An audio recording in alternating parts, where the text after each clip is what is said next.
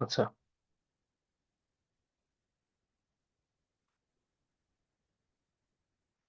ঠিক আছে। আমরা লাস্ট ক্লাসে আমরা রিয়েক্টের একটা কম্পোনেন্ট কিভাবে তৈরি করে সেটা নিয়ে দেখছি। এখন আমরা একটা এইচটিএমএল টেমপ্লেটকে বা একটা ওয়েবসাইটকে কিভাবে কম্পোনেন্ট আকারে চিন্তা করতে পারি আমরা সেটা নিয়ে দেখবো। আচ্ছা, লাস্ট কোড বেসটা আমাদের কি ছিল? ল্যান্ডিং পেজ একটা ফোল্ডারের মধ্যে আমরা প্রজেক্টটা সেট আপ করেছিলাম। তো এখানে আমরা এই আগের কোড বেস গুলোই ওপেন করতেছি।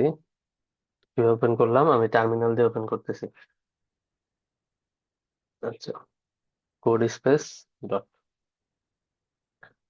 বা এভাবে আমরা ওপেন করতে পারি যে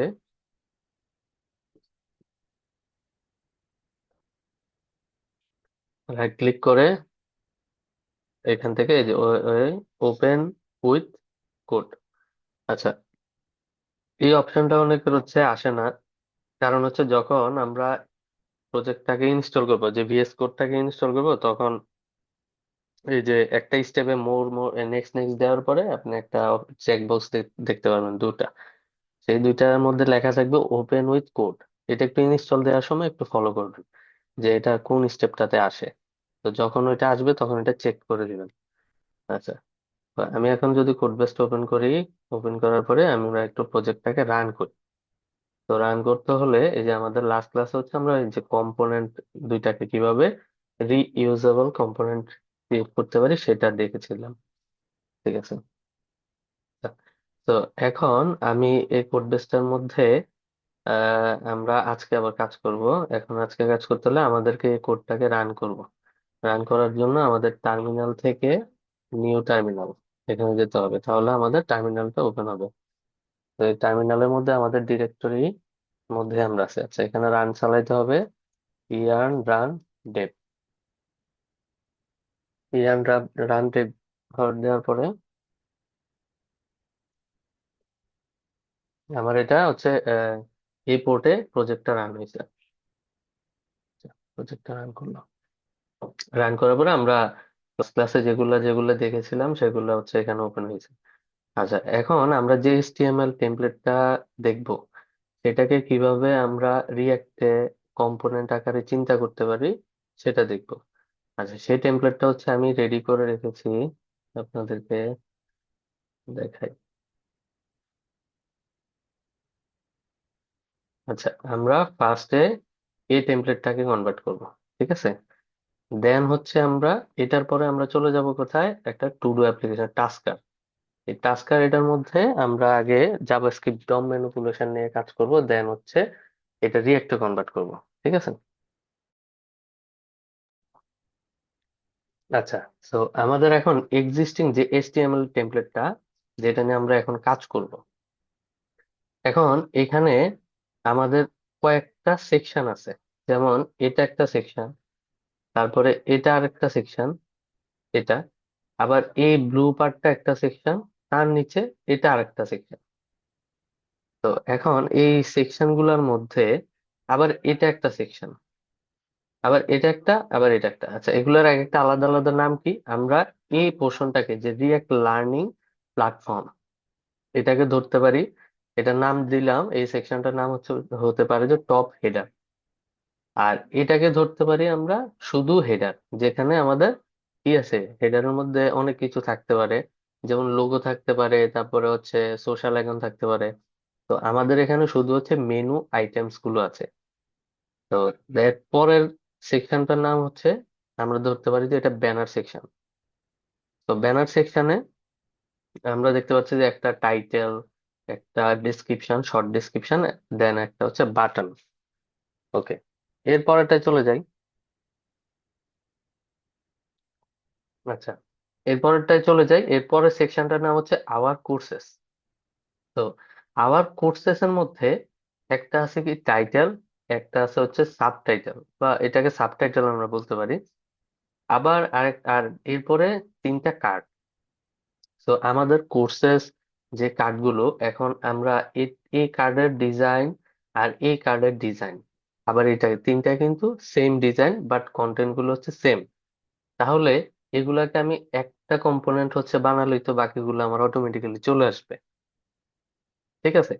তাহলে এগুলা, এই কার্ডটা হবে আমার রিইউজেবল কম্পোনেন্ট।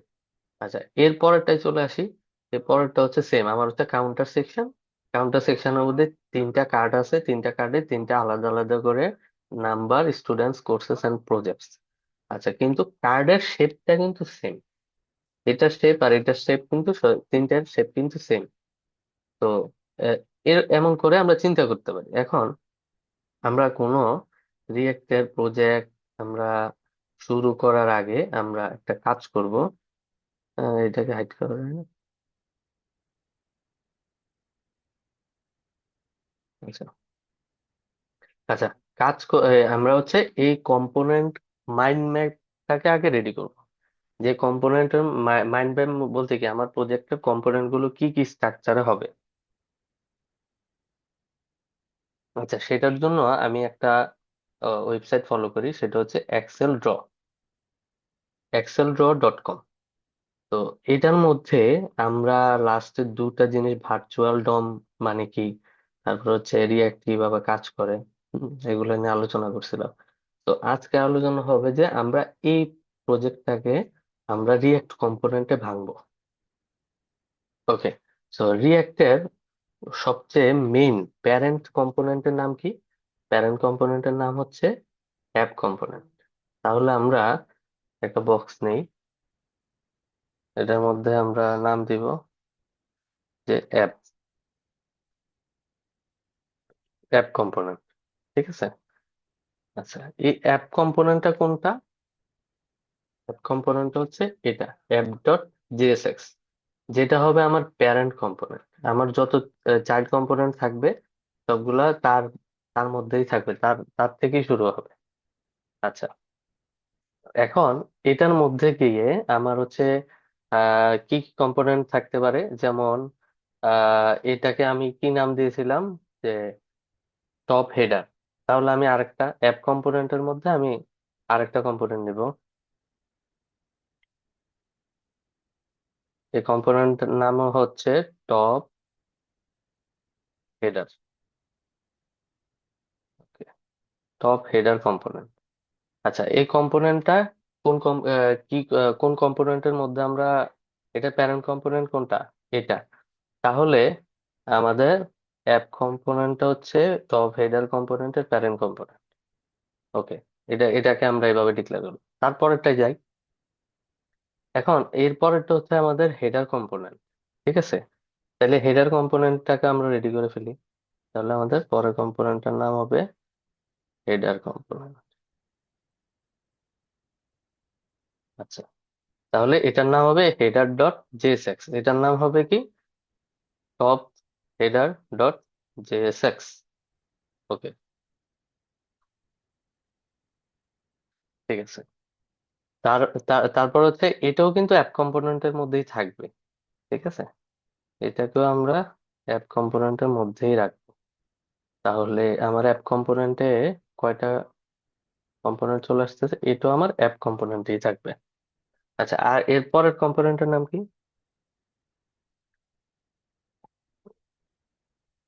আচ্ছা, এখন এখানে তো ইন ফিউচার আমাদের এই হেডার পোর্শনের মধ্যে আমাদের আছে কি, মেনু আইটেমস। তাহলে মেনু আইটেমস যদি থাকে তাহলে এটা কোথায় আছে? হেডারের মধ্যে। হেডারের মধ্যে আছে কি, মেনু আইটেমস। তাহলে আমাদের হেডার একটা কম্পোনেন্ট, তার মধ্যে আরেকটা চাইল্ড কম্পোনেন্ট আসবে যার নাম হবে মেনু আইটেমস। ঠিক আছে। তাহলে এখানে আসি, হেডার কম্পোনেন্টের মধ্যে আমরা আরেকটা কম্পোনেন্ট দিব, সেটার নাম থাকবে হেডার আইটেমস ডট জেএসএক্স। তো হেডার আইটেমস এর মধ্যে আমরা কেন সেপারেট নিলাম? কারণ ইন ফিউচার আমাদের এখানে লোগো অ্যাড হইতে পারে, যে লেফট সাইডে লোগো অ্যাড হইতে পারে।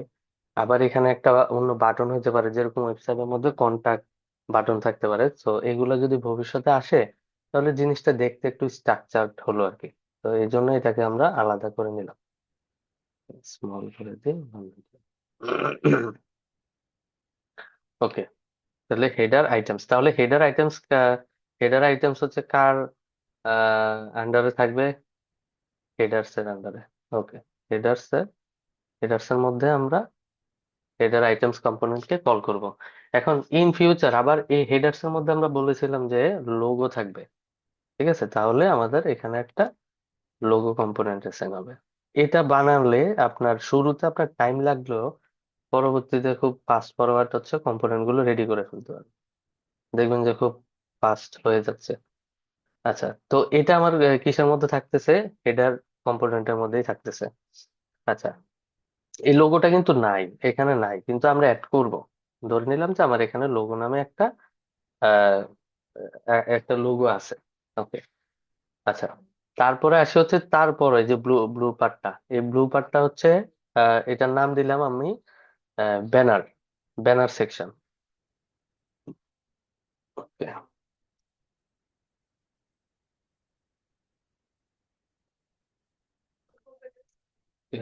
এটাকে আমি কপি করি, এটার নাম হচ্ছে ব্যানার কম্পোনেন্ট। ঠিক আছে, তাহলে ব্যানার সেকশনটা অ্যাসাইন করব কোথায়? আমাদের যেহেতু এটা ল্যান্ডিং পেজ, একটাই পেজ, একটাই ওয়েবসাইট, মাল্টিপল পেজ নাই, তার মানে আমরা এক অ্যাপ কম্পোনেন্টের মধ্যে যে সেকশন গুলো সিরিয়ালাইজ করে অ্যাড করব।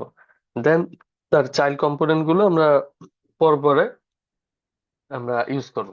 আচ্ছা, ব্যানার কম্পোনেন্টটা দেখলাম। এখন এখানে আরেকটা বিষয় আছে, যে ব্যানার কম্পোনেন্টের মধ্যে একটা বাটন কম্পোনেন্ট আছে। দেখেন, এই বাটনটা ব্যাকগ্রাউন্ডের সাথে অ্যাটাচ হয়ে আছে, মানে সেম সেম কালার হয়ে আছে, কিন্তু এই বাটনটা আর এই বাটনটা কিন্তু সেম। তাহলে আমরা বাটন নামে একটা কমন কম্পোনেন্ট ইউজ করব। সো বাটন কম্পোনেন্টটা কিন্তু এটা থাকবে একদম উন্মুক্ত, এটা কোনো কিছুর কোনো কিছু প্যারেন্টে থাকবে না, এটা হচ্ছে একদম কমন কম্পোনেন্ট হিসেবে থাকবে। তাহলে আমরা এখানে বাটন কম্পোনেন্ট নামে একটা, আচ্ছা বাটন কম্পোনেন্টটার পরে আমরা একটু পরে আসি। বাটন কম্পোনেন্টটা ব্যানার সেকশনের পরে এগুলো আগে করে ফেলি, যে এই একটা সেকশন, তাহলে এই সেকশনের নাম হচ্ছে আমার কোর্সেস। তাহলে সেটাও থাকবে আমার অ্যাপ, অ্যাপের মধ্যে। ওকে, তাহলে এটা থাকবে কোথায়? আমার অ্যাপের মধ্যে। তাহলে আমি এভাবে মার্ক করে দিই এটা অ্যাপের আন্ডারে। ওকে, তারপরে সেকশনটাতে যাই। এখন এটার মধ্যে দেখেন আচ্ছা এগুলা এই যে এই কার্ডগুলাকে আমি আবার পরে ভাঙবো। ঠিক আছে, তারপর হচ্ছে এটা এই কম্পোনেন্টের নাম হচ্ছে স্ট্যাটিস্টিক্স। আচ্ছা, এটাকে জুম করি।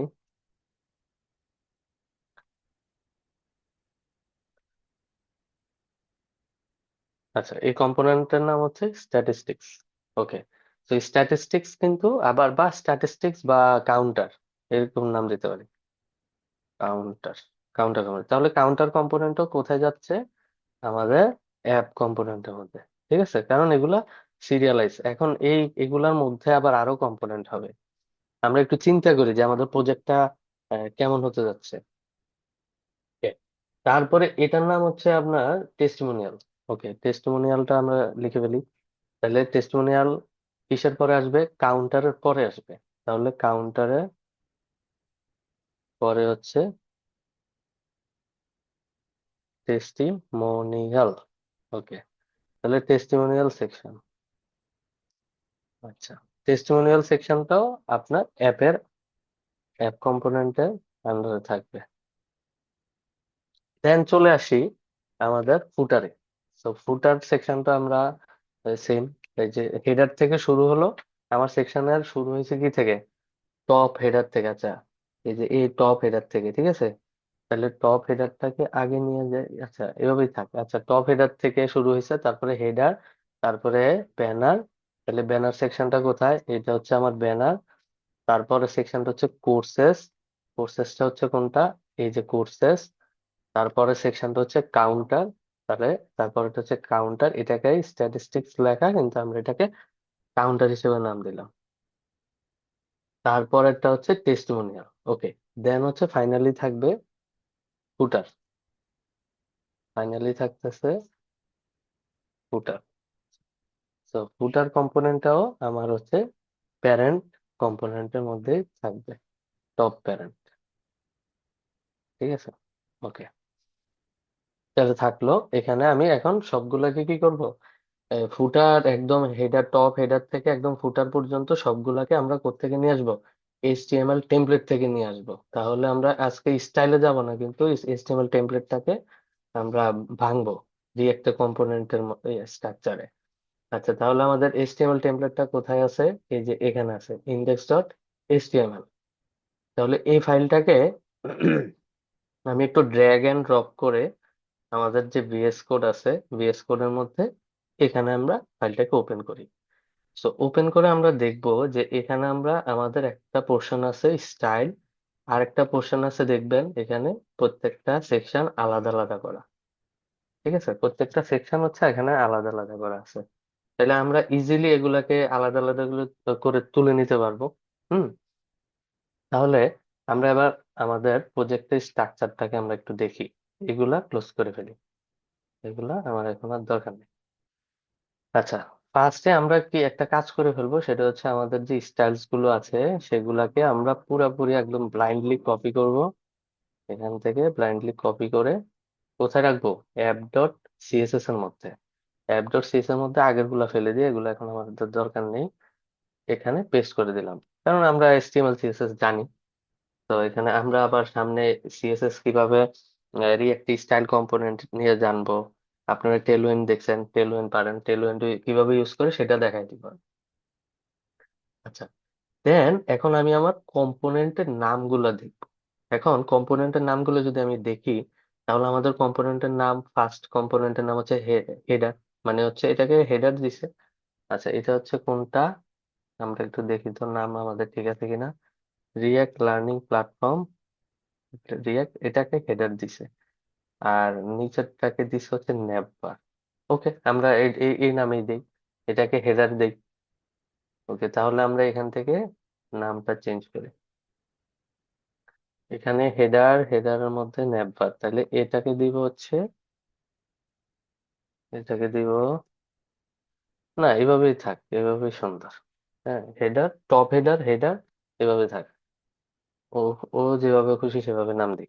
ঠিক আছে, তাহলে আমাদের এই পোর্শনটার নাম হচ্ছে কি টপ হেডার। আমরা একটা ক্লাস নেমও ইউজ করতে পারি।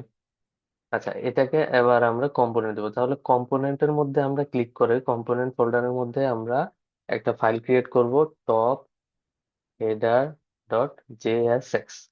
চাইলে আমরা জেএসও ইউজ করতে পারি। তো আমরা জেএসএক্স রিটার্ন করে যেহেতু ডিফল্ট, তাহলে জেএসএক্স লিখবো। তো এখানে আমরা সবাই তো হচ্ছে একটা এক্সটেনশন আমি দেখেছিলাম যে এটা ইনস্টল করে নিতে, ES7। এটা করলে কি হবে? আমরা শর্টকাট কমান্ড দিয়ে আমাদের কম্পোনেন্ট গুলো রেডি করতে পারবো। এখন সেই শর্টকাট কমান্ড হচ্ছে কি RFCE, এই একটা কমান্ড আছে। তারপরে আপনি যদি RFC দেন তাও আপনার হয়ে যাবে। ঠিক আছে, RFC দিলে আপনার ডিরেক্টলি এখান থেকেই এক্সপোর্ট করে দেয়। আর যদি RFCE দেন তখন সে এই ফরম্যাটে দেখে। ঠিক আছে, তো আমি এভাবেই কাজ করি, এই ফরম্যাটটা। ঠিক আছে। আচ্ছা, তো এখন আমরা যে একটা টপ হেডার কম্পোনেন্ট ফাংশন লিখলাম, এখন টপ হেডার কম্পোনেন্ট কি রিটার্ন করতেছে? টপ হেডার শুধু রিটার্ন করতেছে। আচ্ছা, এখন প্রজেক্টটা যেখানে আমরা রান করছি সেই প্রজেক্টটা কোনটা? এখানে। তো আমরা একটু এটাকে রিলোড করি, তাহলে আমাদের এই যে বাটনস গুলো কিন্তু রয়ে গেছে। কেন বাটনস রয়ে গেছে? কারণ অ্যাপ কম্পোনেন্ট থেকে কিন্তু আমরা এগুলো সরাইনি। এগুলো যদি আমরা সরিয়ে দিই তাহলে আমাদের ওই কম্পোনেন্ট গুলো কাজ করবে। এখন আমাদের প্রজেক্টের কম্পোনেন্ট কিন্তু অনেকগুলো থাকবে, সিরিয়ালাইজ অনেকগুলো সেকশন। তো রিয়াক্ট, যেহেতু রিয়াক্ট কম্পোনেন্ট যেহেতু একটা একটা এলিমেন্ট রিটার্ন করতে পারে, দ্যাটস ওয়াই আমাকে একটা ফ্রেগমেন্ট ইউজ করতে হবে, বা ফ্রেগমেন্ট অথবা ডিপ। ডিপও দিতে পারি, ফ্রেগমেন্টও দিতে পারি। এখন ডিপটা কেন দিব না, ফ্রেগমেন্ট কিভাবে বেশি? কারণ আপনার হচ্ছে যখন আপনার অপটিমাইজেশনের ক্ষেত্রে ফ্রেগমেন্টটা বেশি কার্যকর। ফ্রেগমেন্টটা দিলে আপনার এটা কোনো এলিমেন্ট আসে না, ওটা ব্ল্যাঙ্ক থাকে। ওকে, সো আমাদের ফার্স্ট কম্পোনেন্টের নাম কি? Top header. আচ্ছা, তাহলে আমরা অ্যাপ কম্পোনেন্ট অ্যাপ জেএসএক্স এ গিয়ে আমরা এখানে দিয়ে দিব যে টপ হেডার, দিয়ে এটাকে কম্পোনেন্ট ক্লোজ করে দিব। ঠিক আছে, তো টপ হেডার যখন আমরা কম্পোনেন্টটাকে কল করলাম, ফরম্যাট করি, ফরম্যাট, ওকে, তখন এসে এখানে দেখবো যে এখানে শুধু টপ হেডার নামটাই আসছে। আর আমাদের ওইটা কেন আসে না, কারণ আমরা ওইটা ওই কোডটাকে নেই নাই। তাহলে এই টপ হেডার কম্পোনেন্টে যাই, আমরা কন্ট্রোল চাপ দিয়ে যখন এই কম্পোনেন্টের নামের উপরে মাউস নেবে, তখন দেখেন একটা এখানে ক্লিক অপশন আসছে। এখানে ক্লিক করবেন, সরাসরি আপনাকে ওই কম্পোনেন্টের মধ্যে নিয়ে যাবে। আচ্ছা, এখন এখানে আমাদেরকে রিটার্ন করতে হবে আমাদের এই সেকশনটা। তাহলে HTML থেকে আমাদের এই হেডারটাকে কপি করি, কপি করে এখানে পেস্ট করে দিই। তো যখন পেস্ট করলাম তখন দেখেন এই যে আমাদের কিন্তু কম্পোনেন্টটা চলে আসছে। আচ্ছা, এর পরের সেকশনটা কি? এর পরের সেকশনটা হচ্ছে আমরা কি নামে দিছিলাম এখানে দেখি। আচ্ছা, টপ হেডার আমার হয়ে গেছে। এখন আমি কি দিব? হেডার। হেডারের মধ্যে আবার আমাদের হেডার আইটেমস, তারপরে আবার লোগো। ঠিক আছে, তাহলে হেডার হেডার কম্পোনেন্টটা আগে রেডি করি। আচ্ছা, এটার নাম কি দিব? এরপরে আরেকটা কম্পোনেন্ট হবে, বাটনটাকে আমরা এখন আপাতত রিমুভ করি। রিমুভ করে, আচ্ছা, এবার হচ্ছে এই কম্পোনেন্টের মধ্যে আরেকটা ফাইল দিব, হেডার ডট জেএসএক্স। আবার কি দিব? RFC header. আচ্ছা, হেডারের কোড কোনটা? হেডারের কোড হচ্ছে এতটুকু কিন্তু এখানে। উম আচ্ছা, এটাকে হেডার নেভবার, আচ্ছা নেভবারই দিই, নেভবার।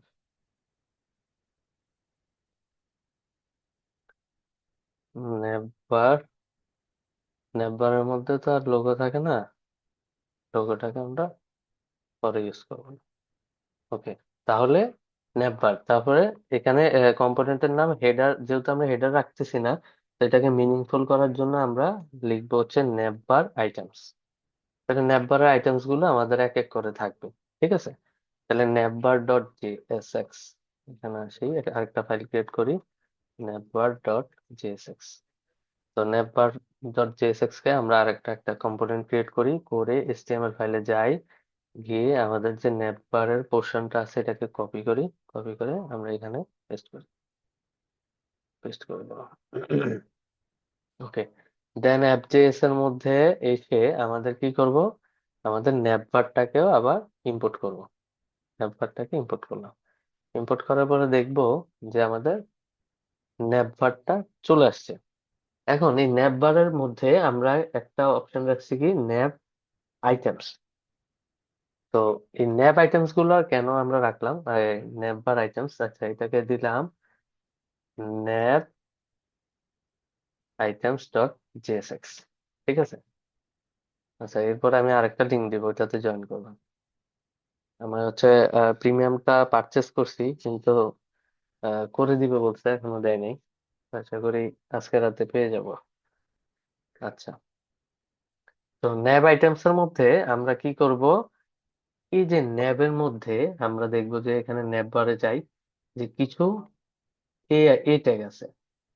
তো এই ট্যাগটাকে যদি আমরা, যদি এই জিনিসটাকে ধরেন এটা ইউএল এলআই, ন্যাব ইউএল এলআই, দেন হচ্ছে যদি এই থাকতো, ঠিক আছে, তাহলে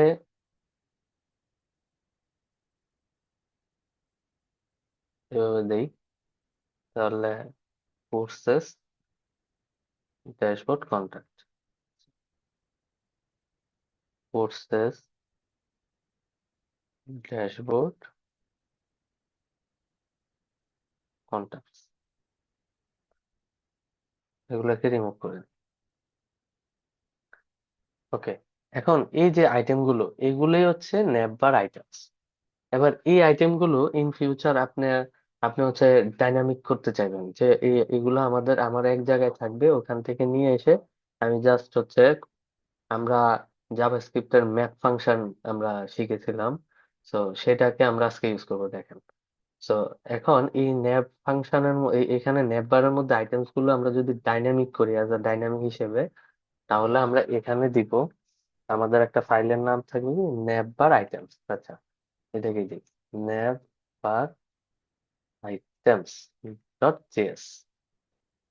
তো ন্যাপ বার আইটেমসে আমাদের কি থাকতে পারে, যে একটা কনস্ট, একটা ভেরিয়েবল নিলাম, নিয়ে ন্যাপ বার আইটেমস নামে একটা ভেরিয়েবল নিছি, নিয়ে হচ্ছে একটা অ্যারে নিলাম। তো এর মধ্যে আমাদের কি থাকবে আমাদের, মেনু আইটেমস গুলো থাকবে। তো মেনু আইটেমস গুলো যেহেতু মাল্টিপল আইটেমস থাকবে, তাহলে এক একটা অবজেক্ট। ঠিক আছে। আচ্ছা, এই অবজেক্ট যদি থাকে তাহলে আমাদের ফার্স্ট আইডি, একটা আমাকে ইউনিক আইডি দিতে হবে। দেন হচ্ছে মেনু, মেনুর নাম। তাহলে নাম যদি একটা স্ট্রিং হয় তাহলে আমাদের নাম থাকতেছে হচ্ছে হোম। এখন এই হোমে ক্লিক করলে কোথায় যাবে সেটার একটা পাথ আমরা দিলাম, পাথ। ঠিক আছে। এখন এটা কোন কোন রাউটে যাবে? রুট রাউটে যাবে। ঠিক আছে, আমার হোমটা শেষ। এরপরে আসি, এরপরে আসি হচ্ছে পরের মেনুটা। আচ্ছা, অবজেক্টকে এখানে ক্লোজ করতে হবে। আচ্ছা, এর পরেরটাকে আমি যদি ধরি যে টু। আচ্ছা, এর টু যদি ধরি তাহলে পরের আমার মেনুর নামটা কি? পরের মেনু আইটেমটার নাম হচ্ছে, এখানে যাই মেনু আইটেমস, না নেভার, নেভারের মধ্যে। আচ্ছা, মেনু আইটেমসটা এখন লাগবে না। মেনু আইটেমসটাকে আমরা ডিলিট করে দিই, আমরা এইটাকেই ধরি যে মেনু আইটেমস। ঠিক আছে। ওকে। তো এরপরের পরের হচ্ছে মেনু আইটেমটার নাম কি? Courses dashboard contact. আচ্ছা, তাহলে এখানে লিখলাম কোর্সেস। তাহলে এটা রাউটের নাম হবে কি?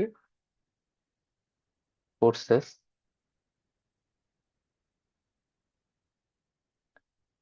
তারপরে এখানে ড্যাশবোর্ড কেন আসলো এটা? কাউন্টার দিই, কাউন্টার। ওকে, কাউন্টার, নাম হবে কাউন্টার। আর আমাদের রাউটার নাম হবে কাউন্টার। তারপরে এটার আইডি হবে কি? থ্রি। তারপরেরটায় যাই, তারপরেরটা হচ্ছে কন্টাক্ট মেবি, হ্যাঁ, কন্টাক্ট। তো কন্টাক্ট, তো কন্টাক্টটা চলে যাবে কন্টাক্ট না রাউটে। ওকে। আর এটা হচ্ছে আইটেম আইডি হচ্ছে ফোর। ওকে, তাহলে এটা আমার হচ্ছে আমার অ্যারে। এই অ্যারেকে আমি লুপ করতে পারি, যে কোনো ভাবে ইটারেট করতে পারি। ঠিক আছে। তাহলে এটা যেহেতু এই ফাইলে আছে, আমরা এখন এখন এটা পুরা ওয়েবসাইটের মধ্যে আমরা এটা ইউজ করব, তাহলে এখান থেকে অবশ্যই এটাকে এক্সপোর্ট করতে হবে।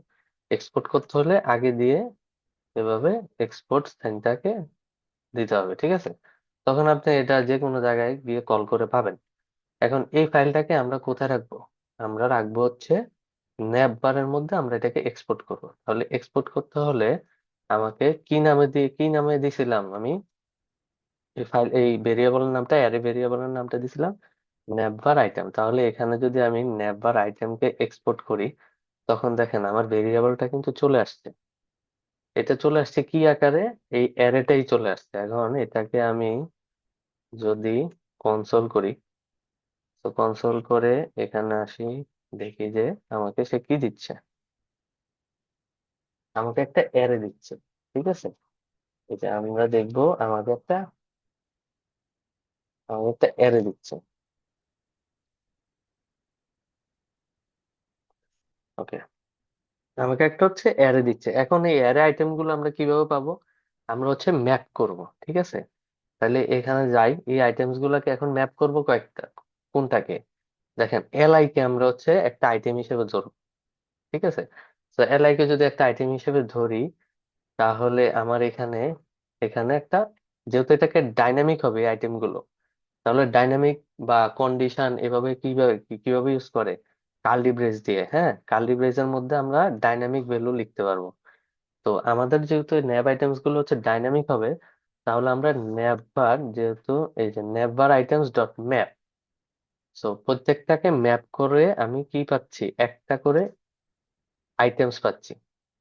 হ্যাঁ, একটা করে আইটেমস পাচ্ছি। তাহলে এটাকে আমরা যদি অ্যারো ফাংশন দেই, তো এটাকে আমরা কনসোল করি। দেখেন, কনসোল করে যদি আইটেমটাকে কনসোল করি, এটাকে উঠিয়ে দিই, যে অ্যারে অ্যারে থেকে আমরা কি পাচ্ছি, অ্যারেকে ম্যাপ করে কি পাচ্ছি? প্রত্যেকটা সিঙ্গেল সিঙ্গেল আইটেম পাবো। ঠিক আছে। তো এটা এখানে না দিয়ে আমরা ডিরেক্টলি হচ্ছে এটার মধ্যে করে দেই।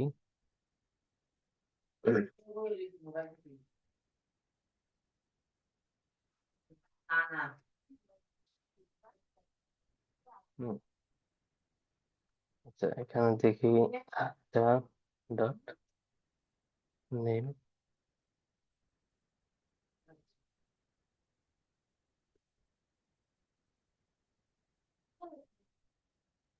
আচ্ছা, এটাকে যদি আমরা ম্যাপ করে, এটা তো এক একটা অ্যারে। আচ্ছা, অ্যারে কি হচ্ছে আমরা এভাবে ইটারেট করতে পারি, হ্যাঁ, অ্যারেকে তো এভাবে ইটারেট করতে পারি। কনসোলে পাচ্ছি এক একটা অ্যারে। ঠিক আছে, এই অ্যারে অবজেক্টকে আমরা ম্যাপ করতে পারি। ম্যাপ যদি করি তাহলে আমরা এক একটা করে আইটেম পাবো। ঠিক আছে, একটা অবজেক্টকে আমরা একটা আইটেম পাবো। ওকে, তাহলে নেভার নেভ আইটেমস ডট ম্যাপ। আচ্ছা, এটাকে ধরলাম যে এক একটা আইটেম। এই আইটেমকে আমি যদি এখানে যা রিটার্ন করি, ধরেন এটাকে একটা আইটেমকে রিটার্ন করি, এগুলাকে ফেলে দিই, ফেলে দিয়ে এটাকে এখানে কনসোল করি।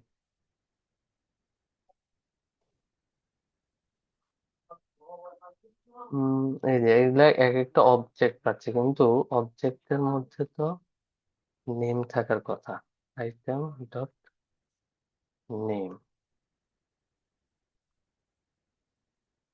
এই যে আমার হচ্ছে এক একটা আইটেম পাচ্ছে, কিন্তু এই যে দেখেন আমি কি নাম দিছিলাম, যে হোম, কোর্সেস, কাউন্টার, কন্টাক্ট। আমি কিন্তু সবগুলো চলে আসছে। এখন মেনু আইটেমসে যাই, হোম, কোর্সেস, কাউন্টার, কন্টাক্ট। এখন এখানে যদি আমি আরেকটা অ্যাড করি, যে নতুন আরেকটা আইটেম অ্যাড করি, যে আমাদের আরেকটা ক্লায়েন্ট বলছে যে আমাদের আরেকটা আইটেম, আরেকটা পেজ বাড়বে, সেটাকে আমরা অ্যাড করতে চাই। তাহলে সাপোজ এটার নাম দিলাম অ্যাভাব। ঠিক আছে, তো আমরা ইজিলি এখানে জাস্ট যদি দিয়ে দিই, তাহলে আমাদের কিন্তু এখানে আইটেম গুলো বসে গেল। ঠিক আছে, আর এত কষ্ট করতে হলো না যে ওখানে যাব, একটাকে কপি করব, পেস্ট করব, ওই ধরনের কোনো ঝামেলা নেই। তাহলে আমরা এইভাবে কিন্তু আমাদের এই সেকশনটা নাই বিধায় এটাকে এখানে উঠাই দিলাম। হ্যাঁ, তো এখন আমি তো নেমটা পাচ্ছি, এখন ক্লিক করলে কোন রাউটে যাবে সেটাকে হচ্ছে আমরা পাবো কোন কি এর মধ্যে, এটা পাবো হচ্ছে পাথে। হ্যাঁ, তাহলে আইটেম ডট পাথ, এই যে এখানে দেন এইচ রেফ যে ফাইলটা আছে, এই যে অপশনটা আছে, এখানে আমরা কি করব, ডাইনামিক জাভাস্ক্রিপ্টে প্রত্যেকটা ডাইনামিক ভ্যালু বসাতে হলে কার্লি ব্রেস ইউজ করতে হয়। ঠিক আছে, তা যেহেতু আমাদের এই রাউটটা হবে ডাইনামিক, তো সেই জন্য এখানে